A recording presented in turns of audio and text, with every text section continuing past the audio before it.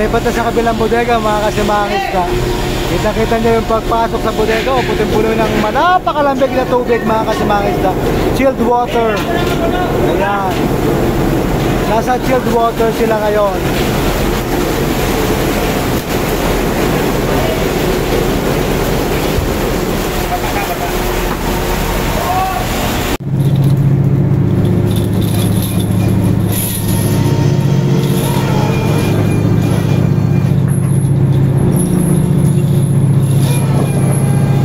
Salukin na. Eto mga kasimbangis na sasalukin ng ating nahuli sa ngayon.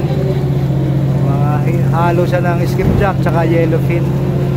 Meron ding ibang klaseng isda kasi parang may troso yung inarihan namin. So may nakasamang mga salmon, dorado, galunggong, tulingan. Maraming tulingan mga kasimbangis na.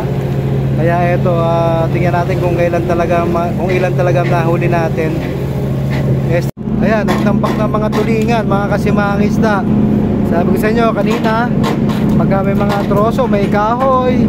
Ayan, may mga tuloy-tulingan na kasama sila. Parang silong siya ng kahoy kanina. Natapatan ko yung kahoy, yung troso kanina. Kaya ayan, tama, may mga ganitong bycatch tulingan, no? O tayo magsaing ng tulingan. Ayan, kadamay. Ayan na. O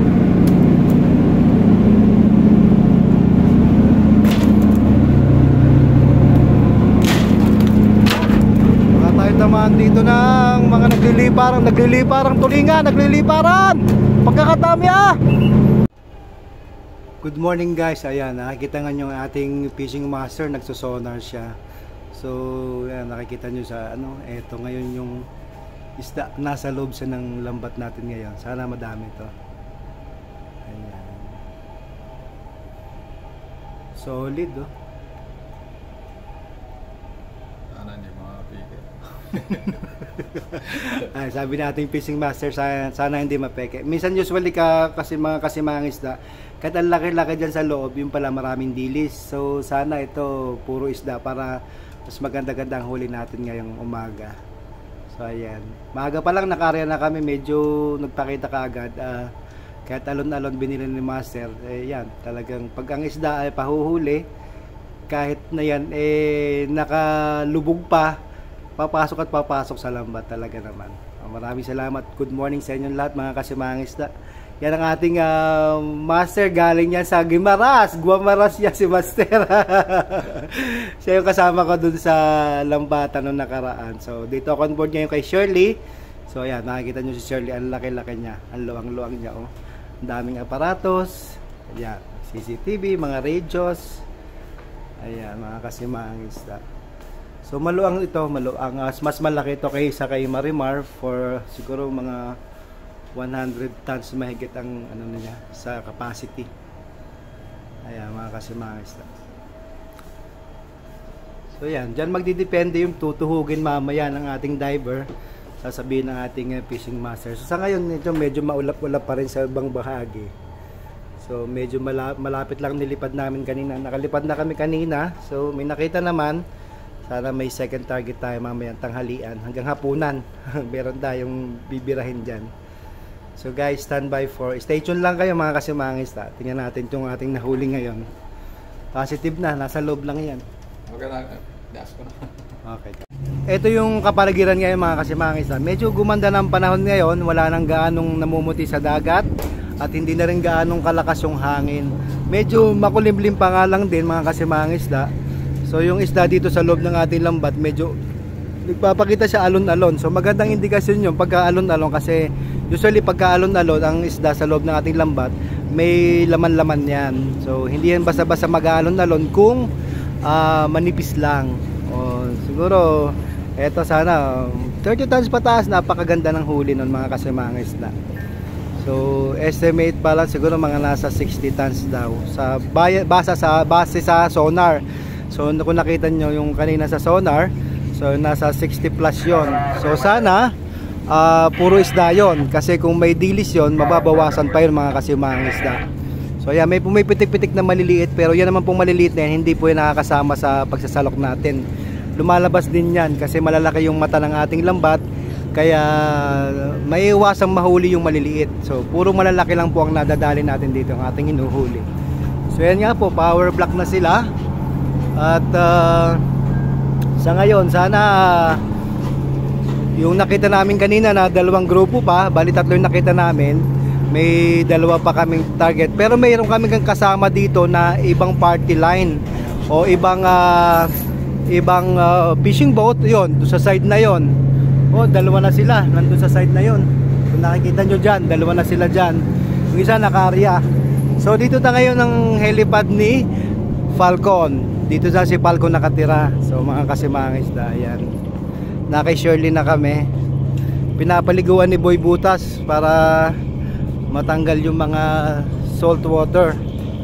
So yun nga isasuggest ko sa kanya kanina. Kaso naunahan ako, talagang may initiative tong malaking mukha na to. Oh, timo, parang straight maglakad oh, pero para namang yeah.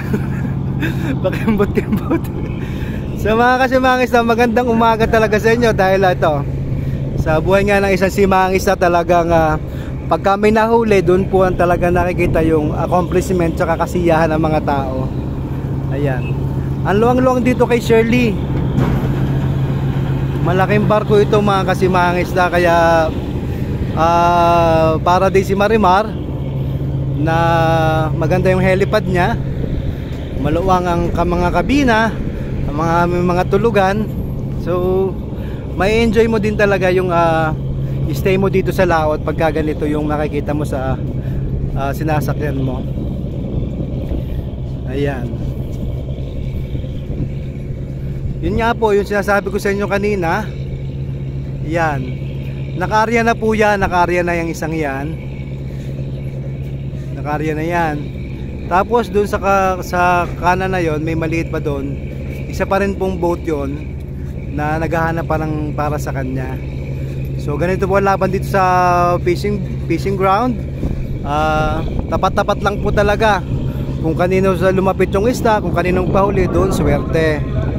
So ayan, nakikita nyo, kung nakikita nyo dyan sa may anong yan, yung alon-alon na yan, malapit sa may patawan na yan, yan na po yung isda nating inarihan. Usually pagka ang isda ay nag-alon-alon, hindi gaano, walang masyadong kinakain sila, pero nasa ibabaw lang sila, hindi sila sa ilalim na sumisisid. So nagme-maintain sila dyan. So mas maganda yung ganyan nakikita natin. So maganda po ang pinakikita ngayong umaga. So thank you Lord for all the blessings, kasi dumaan tayo sa taghirap. Ilang araw tayong hindi nakarya noong nakaraan dahil nga sa sama ng panahon. Ngayon bumabawi naman po. Yun naman po talaga ang kaganapan sa fishing ground pagka ganitong mga fishing boat ang namamalakaya. Hindi po lahat talaga laging araw-araw may area. Depende nga po lagi yan sa panahon na sinasabi ko sa inyo ng mga nakaraang araw. So sa bago lang po sa akin sa Facebook page at sa aking YouTube channel, ganito po ang kalakaran dito sa fishing ground dito sa Pacific Ocean. So mga kasimangis na, ayan, nakalipad na kami kanina. So yan, may pumipitik-pitik sa loob. Sana marami to para mas masaya, mas marami mga kasimangis na. So antabayan nyo lang aking mga videos na darating dyan sa Facebook page ko at saka sa YouTube channel. Ayan, panilалiguan si Falcon para fresh na fresh siya. Ayan. So hindi pa rin nga po talaga totally umiinit, pero ganito lang po talaga ang condition dito, weather condition. Ayan, may bahaging maliwanag sa parting east sa silangan. Dito naman sa side na ito, medyo makulimlim pa rin talaga mga kasimangis na. Yan, ligo-ligo muna si Falcon para presko siya. Anytime lilipad na naman tumamaya para i-check natin yung nakita nating grupo kanina. Kasi dito mga kasimangis, pagkatapos ng isang aryada, hahanap na naman tayo ng panibagong prospect. So may nakita naman tayo kanina, so yun na yung tutumbukin natin mamaya. Pero depende pa rin sa master natin kung paliliparin pa rin kami, kasi malapit lang din naman yung yung dalawang prospect na yon. So malaman natin mamaya mga kasimangis na kung lilipad. Hindi ako nakapag-video kanina kasi medyo makulimlim pa at medyo madilim-dilim pa nung lumipad ako, pero pliable naman mga kasimangis na. So mas maganda sana yung ganitong kondisyon na para kitang-kita na yung mga isda na ating nakikita. So yan lang mga kasimangista, stay tuned tayo. Mamaya makikita natin kung gaano karami itong ating nahuli. Ito natin nasa ating lambat ngayon. Itong ating pinapower block sa ngayon. Ayan mga kasimangista. Busy na sila ngayon, busy na. Pagka ganito, paspasa na yan kasi 16 na. Kalahati na ng buwan, kailangan na maka-bracket man lang, makapasok doon sa kota ng kumpanya mga kasimangista. Lahat po ng boat dito may kota yan, kailangan makuha yung quota for the month. So kami medyo malayo-layo pa, may distansya pa ang kota. Yung bracket na tinatawag. So kailangan makakuha tayo, makapag-bracket tayo para mas maganda. Or even more, mas maganda, makalampas tayo sa bracket, mas magandang kita ng ating mga kasimangista. Ganun lang mga kasimangista. Ayan, stay tuned mga kasimangista para sa kaganapan. Thank you and good morning sa inyong lahat, sa ating 184,000 followers at saka almost 12,000 na rin. Mabilis din tayo sa YouTube mga kasimangista. Ayan, ligo-ligo muna. Yung piloto hindi naliligo, tsaka yung mekaniko hindi naliligo. Buti pa si Falco naliligo to eh. Parang hindi naliligo din mekaniko. Naku naman. Pati yung piloto mga kasimangista hindi rin naliligo. Ayan, kitang-kita nyo na. Thank you Lord for the blessings. God bless and good morning sa inyong lahat. Stand by. Thank you. Parang ang sarap sumama dun sa diver na yun, no? Palutang-lutang lang siya. Namboboso ng isda sa ilalim kung marami. Kaya mga kasimangista, trabaho ng diver natin, namboboso sa ng isda sa loob ng lambat.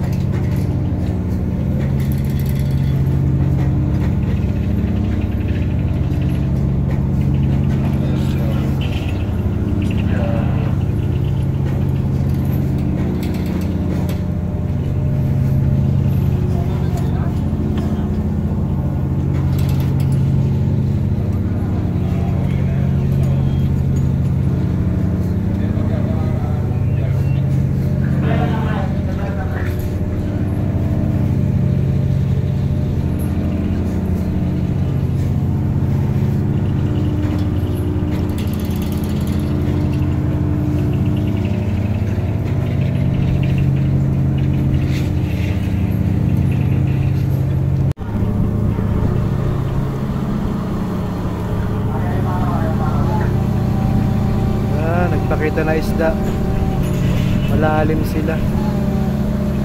Mga 1.8.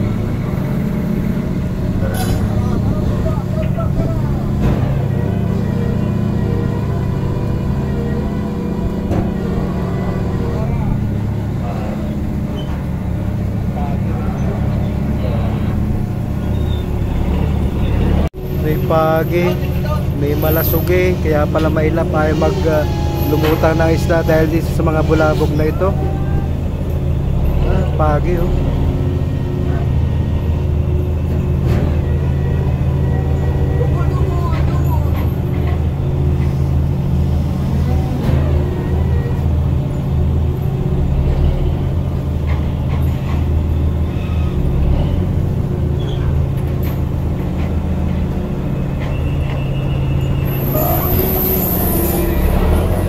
Ayan, kalas-kasa sila mga kasimangista. Ayan, ganda ng isda ngayon. Thank you Lord. So, malalaki siya. Mga gulyasan.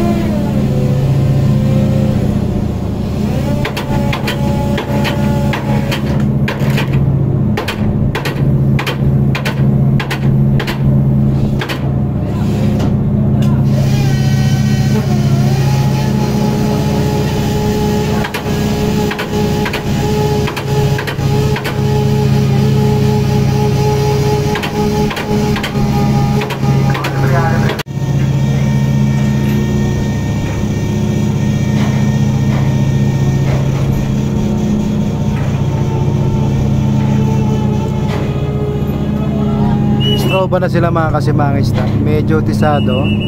Sana mga 50 to 60 tons man lang mga kasimangista.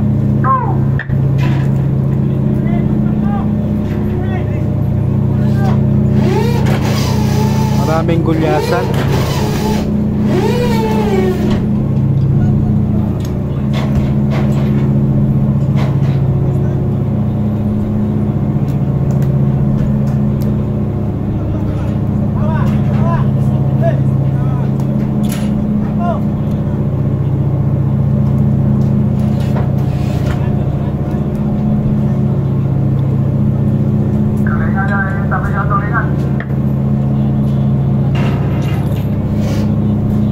Marami na naman tulingan mga kasimangisda. Marami na namang papaksew, pakat, prito, ihaw, bange. Kaya sa mga Batanggenyo, pistahan na naman sa tulingan dinay. Ayan.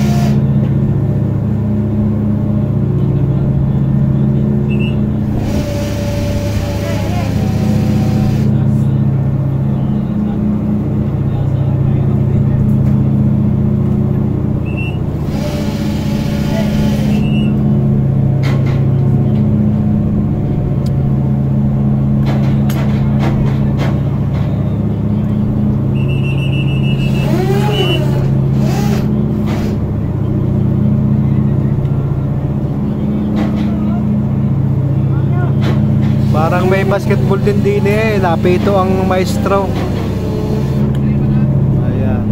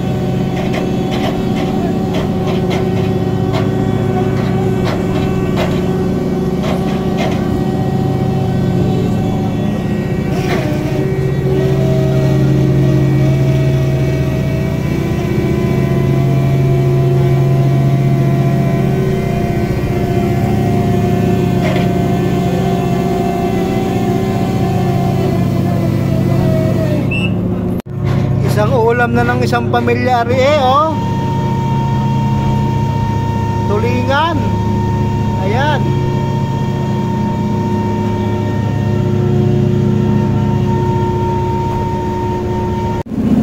Nagkalat ang tulingan din eh.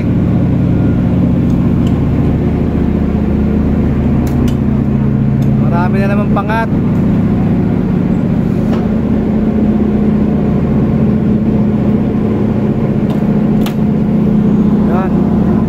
Para ng mga tulingan.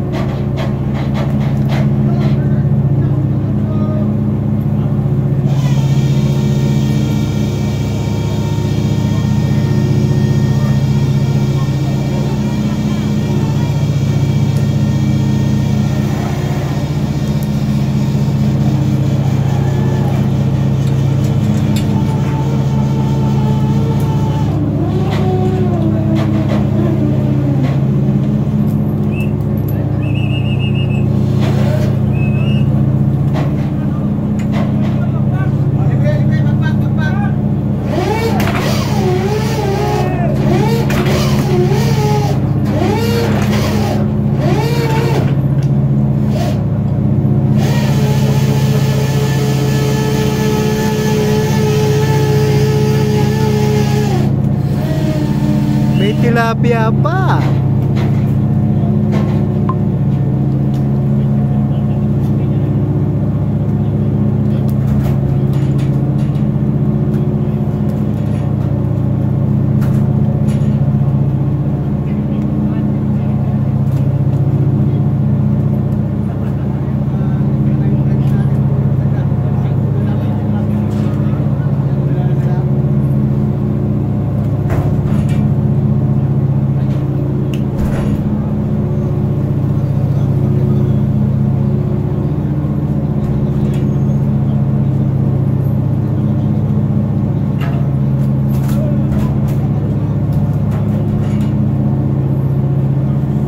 Pag-area namin kanina may nahagip kaming troso. So most probably itong kawa na to silong ng troso. So kaya may ibang klaseng isda. May maraming tulingan, may tilapia, may salmon. So silong siguro ng troso, pero kumakawan siya. Ganun mga kasimangis na pagka ang kawan na inaarihan nyo ay may, halimbawa, may nakasamang kahoy, may drifting payaw. Yan po, nagkakaroon ng maliliit na isda na bycatch ang tinatawag. Hindi naman yung kasama sa hinuhuli, pangkain lang siya. Kaya mapapansin nyo, may maliliit na galunggong, may tulingan, may tilapia, may salmon. So yun po, mga kasama yan pagka may troso, may kahoy na nahagip. Kasi mga silong-silong na mga kahoy-kahoy yan.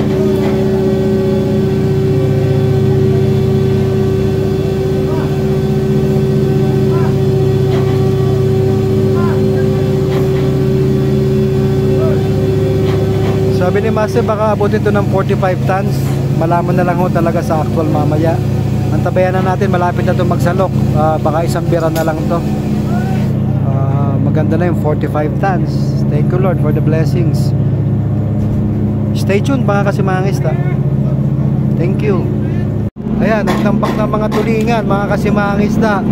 Sabi ko sa inyo kanina, pagka may mga troso, may kahoy, ayan, may mga tuloy-tulingan na kasama sila. Parang silong siya ng kahoy kanina. Natapatan ko yung kahoy, yung troso kanina, kaya ayan, tama, may mga ganitong bycatch tulingan, oh.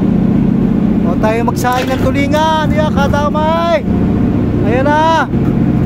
Oh.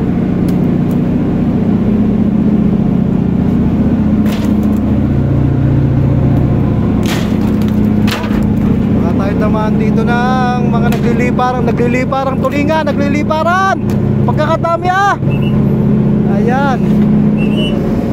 Busog na naman ang mga magbabangi, mag-iiha, magpiprito, magpapangat, magpapaksew. Sa dami ang tulingan pa. Nagbabagsakan ng mga tulingan din eh.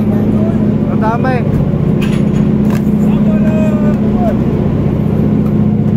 Maraming pang ulam. Shoutout sa mga Batanggenyo, magsasaing ng tulingan. Aray. Dampot kayo din eh.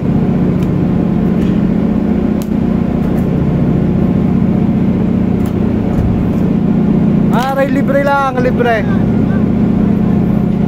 Kung kayo mga kaparine, lumangoy na kayo. Pagkakadami din ng tulingan.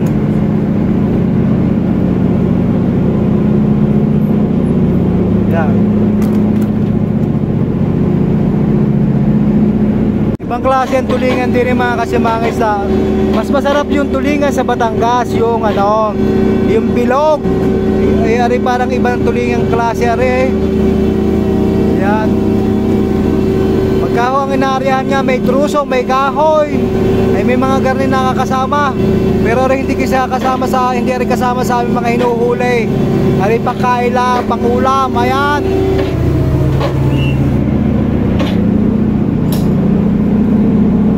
Sige, libre lang, dampot na, libre dampot kung kayo mga kaparinay.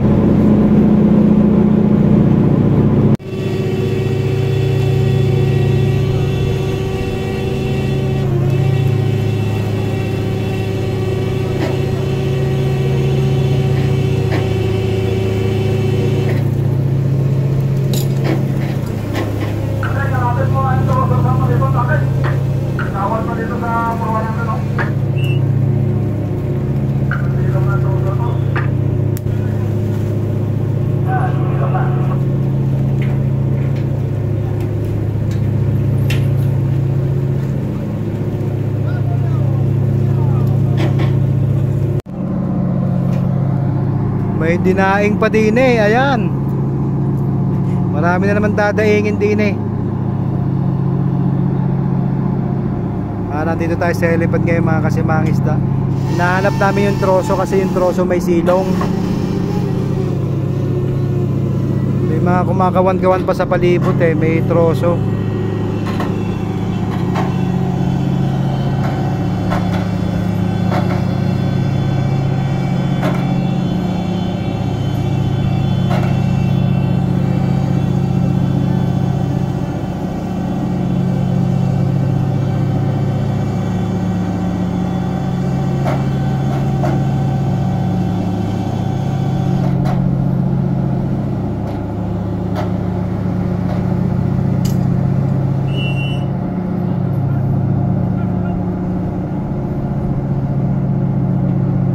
Salukin na. Eto mga kasimangisda, sasalukin ng ating nahuli sa ngayon. Halo siya ng skipjack tsaka yellowfin. Meron ding ibang klaseng isda kasi parang may troso yung inaryahan namin. So may nakasama mga salmon, dorado, galunggong, tulingan. Maraming tulingan mga kasimangisda. Kaya eto, tingnan natin kung ilan talaga nahuli natin. Estimate na sa 45 tons, sana umabot o sumobra pa sa 45 tons mga kasimangisda. Medyo tagirap ngayon sa isda, medyo February, hindi ganong kagandahan ng panahon, kaya ang isda hindi rin ganong kagandahan lumalabas. At the same time, medyo maiilap pa. So sana maka second set tayo o third set pa ulit. Nasalok na tayo mga kasimangisda. Yan, preparation na lang for salok na tayo.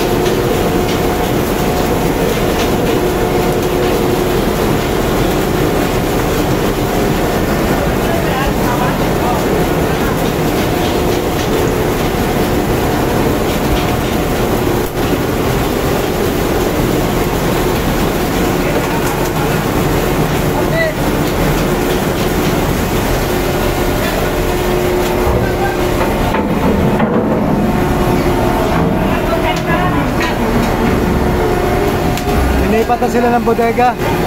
Napuno na tong isa.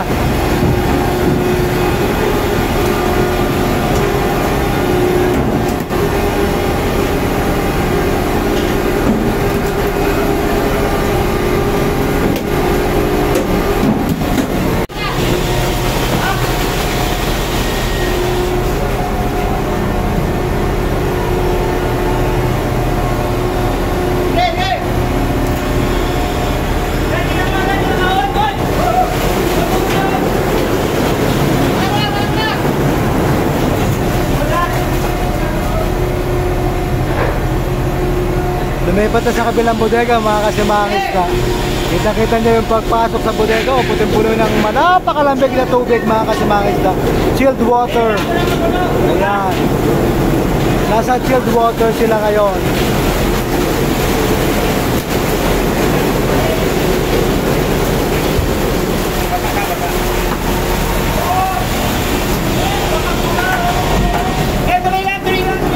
Ang lamig ng tubig.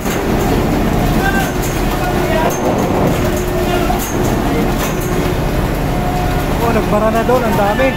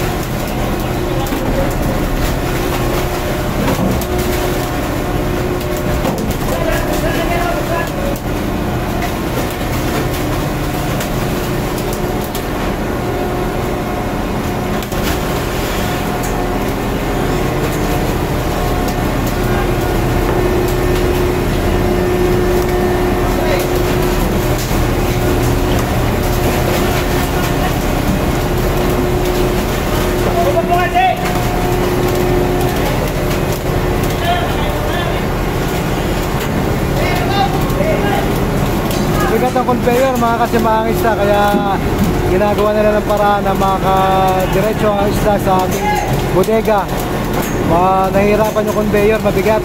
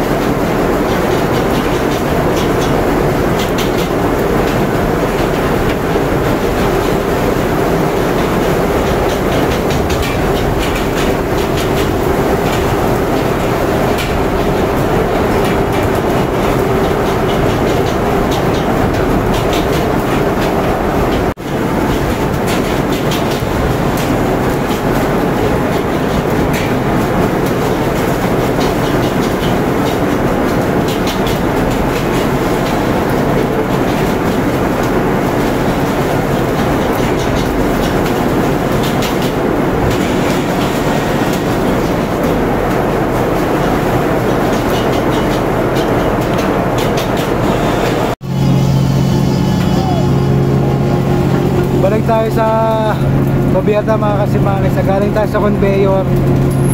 Ayan.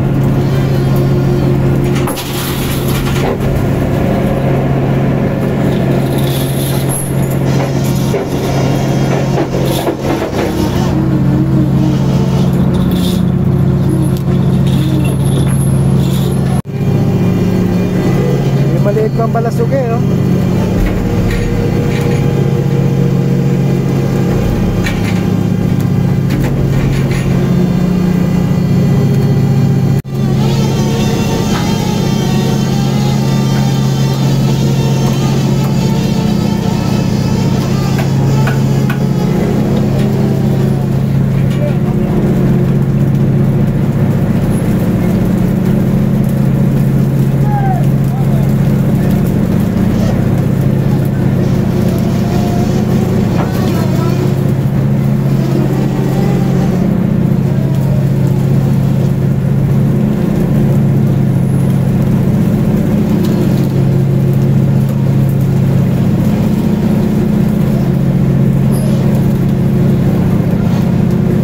Naka 45 tons na tayo mga kasimangis. Nasa bodega na yung 45 tons. Sana umabot man lang kahit mga 60 tons. May sinasalok pa naman. May malaking pagi.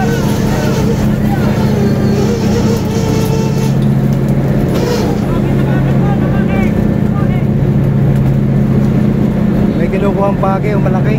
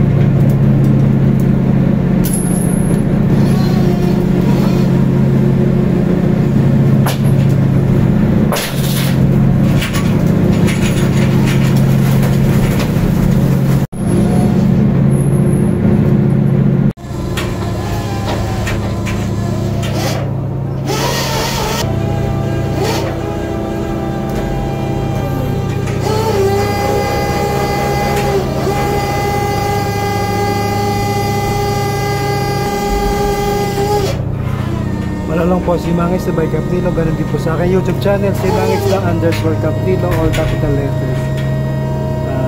Sana mabot ng 60 tons.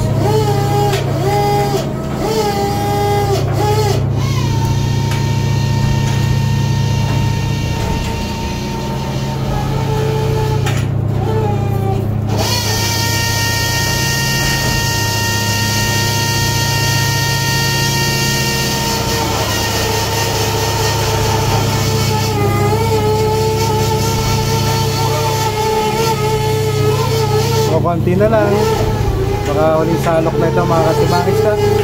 Malaman natin mamaya, sulat lang natin dito kung gano'n na huli natin mga kasimangista. Thank you, good day. Si Mangista by Capnilo, maraming salamat po sa ating followers at sa ating mga subscribers sa ating YouTube channel. Thank you po, magandang umaga. God bless us all. Keep safe everyone, God bless.